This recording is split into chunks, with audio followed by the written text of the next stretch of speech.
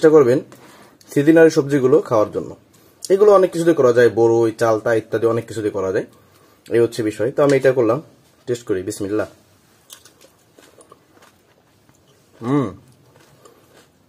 মাশাআল্লাহ, অনেক টেস্ট। বিষয় হচ্ছে কি, যাদের এরকম পছন্দ তাদের জন্য এটা অনেক সুন্দর একটা টেস্টি সালাদ হবে।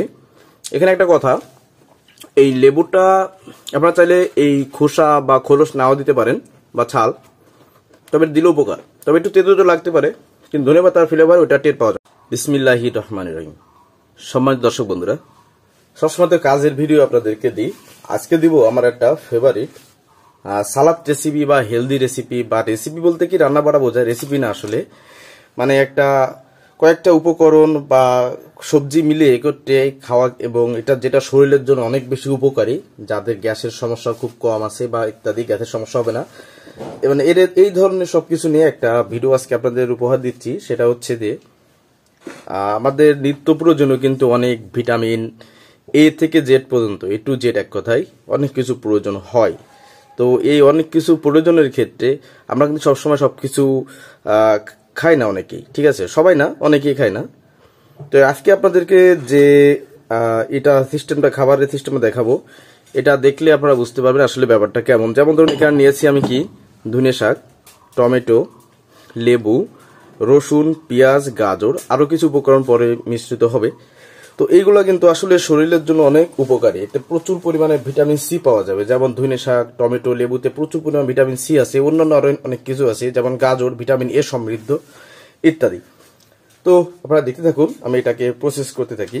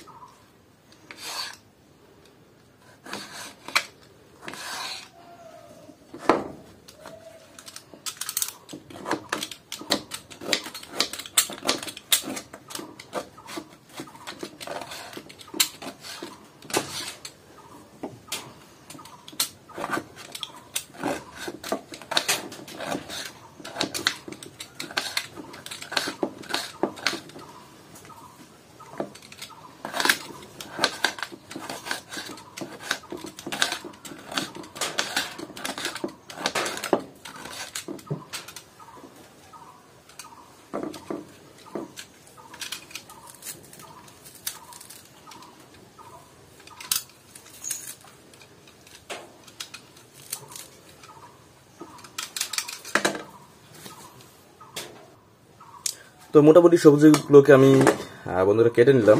এখন কথা হচ্ছে, আমরা অনেক সময় কি করি, মশলা দিয়ে তরকারি রান্না করি নাকি তরকারি দিয়ে মশলা রান্না করি। আসলে মশলা দিয়ে তরকারি রান্না করি, ব্যাপারটা এরকম। তো প্রথমে এখানে আমার টেস্টের জন্য এবং অন্যান্য উপকরণের জন্য আমার কি প্রয়োজন হবে, দেখুন মিক্সার জার হিসেবে আমাদের গ্রামের ঐতিহ্যবাহী এক হামান দিস্তে বলে আমাদের এদিকে, তো এটা আমি ব্যবহার করতেছি। প্রথমে এখানে পেঁয়াজ এবং রসুনটা দিয়ে দেবো। এখানে একটা কথা বলে নি, যাদের পেঁয়াজ খেতে সমস্যা দিবেন না, রসুন খেতে সমস্যা দিবেন না, দিলে উপকার, না দিলে কি ক্ষতি, ওইটার পালের নাই। এটা কিন্তু মিক্সড করে নিতে হবে, ঠিক আছে। এটা মিক্স করতে সময় লাগবে। আর তিনটে কাঁচা ঝাল দিছি, ঝাল আপনাদের স্বাদ মতো দিবেন, যেহেতু ঝাল কিন্তু সবাই বেশি খায় না, ঠিক আছে। তো এগুলোকে একটু থেতো করে নেওয়ার পর এখানে দিয়ে দিতে হবে লেবু। এটা কিন্তু ছাল সহ দিচ্ছি একটাই কারণ, আমরা কি করি লেবুর রসটা খাই কিন্তু ছালটা ফেলে দিই। আমি যতটুকু জানি ক্যান্সারের প্রতিষেধক হিসেবে লেবু ছাল বা খোসা, যেটা খোলস বলে, এটা কিন্তু অনেক সুন্দর একটা ভূমিকা রাখে। এটা আমি জানতাম না, আমি যেদিন থেকে জেনেছি চেষ্টা করি এটাকে ট্রাই করার জন্য।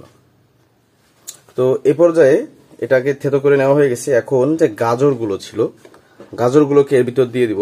আর একটা কথা, এখানে লবণ আপনার স্বাদ মতো দিবেন, বিট লবণ ব্যবহার করলে ভালো হয়। আমি খাওয়ার লবণ যেটা গুঁড়ো করা থাকে সেটাই দিলাম। আমরা খাবার লবণটা আসলে ভেজে খাই আর কি, ভেজে নেওয়াটা ভালো এই জন্য।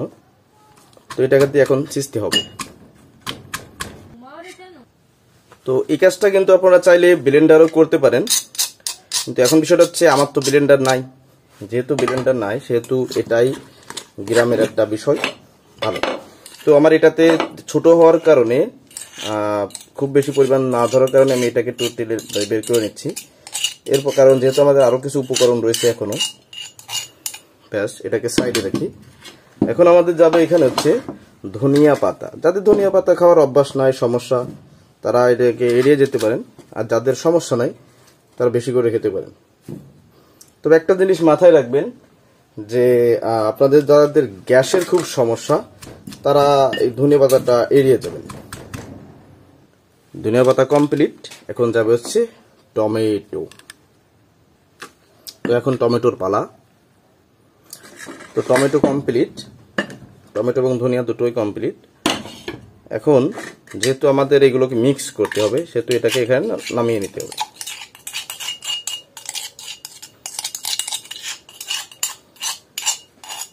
এটা যদি ব্লেন্ডারে কেউ করতে চান এত ঝামেলা কিন্তু হবে না, একবার দিলে হয়ে যাবে। তো এখন বিষয়টা হচ্ছে যাদের সরিষার তেল পছন্দ, আমার ব্যক্তিগত পছন্দ, আর এটা কিন্তু আমার পছন্দের তালিকা থেকে আপনাদেরকে দিচ্ছি। আমি একটু তেল দিয়ে দিলাম, কারণ সরিষার তেল দিলে একটা ফ্লেভার, একটা ঘ্রাণ অন্যরকম থাকে। কেউ চাইলে কাসুন্দি ব্যবহার করতে পারেন। আর এটা যে এইভাবেই করতে হবে ব্যাপারটা কিন্তু এরকমটা না, মানে আমার পছন্দ আপনাদের সাথে শেয়ার করতেছি। যেহেতু আপনারা জানেন যে আমি সবসময় খোলাখুলি কথা বলি, আপনাদের সাথে ফ্রিভাবেই কথা বলি, ব্যাপারটা ওই দৃষ্টিকোণ থেকে নেবেন। তো এটাকে এখন ভালো করে মিক্স করতে হবে। তো বন্ধুরা মিক্স করে নিলাম, এখন টেস্ট করার পালা। অলরেডি টেস্ট করেও নিয়েছি অফ ক্যামেরায়। তো একটা জিনিস বলতে কি, এই সালাডটা বা এই এক কথা রেসিপিটা, হ্যাঁ, আমার এত বেশি প্রিয়, আমি প্রায় সময় বাসায় এটা করে খাই। তো আপনারা যারা হেলথের দিকে খেয়াল রাখবেন তারা চেষ্টা করবেন সিজনারি সবজিগুলো খাওয়ার জন্য।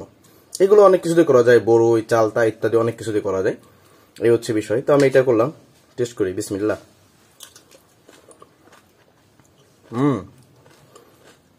মাশাআল্লাহ, অনেক টেস্ট। বিষয় হচ্ছে কি, যাদের এরকম পছন্দ তাদের জন্য এটা অনেক সুন্দর একটা টেস্টি সালাদ হবে। এখানে একটা কথা, এই লেবুটা আপনারা চাইলে এই খোসা বা খোলস নাও দিতে পারেন বা ছাল, তবে দিলে উপকার। তবে একটু তেতো তো লাগতে পারে, কিন্তু ধনেপাতার ফ্লেভার ওটা টের পাওয়া যাবে না। ঠিক আছে, তো আজকে ভিডিও পর্যন্ত রাখতেছি।